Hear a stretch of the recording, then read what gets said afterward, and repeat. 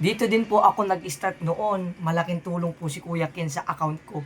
Kahit small account lang po to. O di ba? Mga kasama, kay malaki ka, kay maliit yung account niyo. Basta po makinig lang po kayo sa sasabihin ko para po makarami kayo ng kaibigan. Para tuloy-tuloy lang po yung inyong pakikipag-engage. Ganito lang po ang gagawin ninyo. Guys, kapag nasa live ko po kayo, yung tatlong way dapat magawa nyo.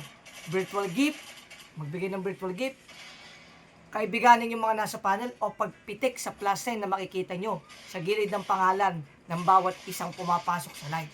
Pangatlo, mag-tap-tap ng screen, mag-share ng live at mag-comment. Ganun lamang po kabilis guys at panigurado po lalago ka agad ng mga account ninyo. At dito sa content nito, gamitin ang proper engagement. Tapusin nyo po yung video na dumadaan sa FYP nyo. Pag natapos, pusuan, mag-comment at to favors mag-repost. Doon sa comment section, lahat na nag-comment, kaibigan ng replyan na peps back order.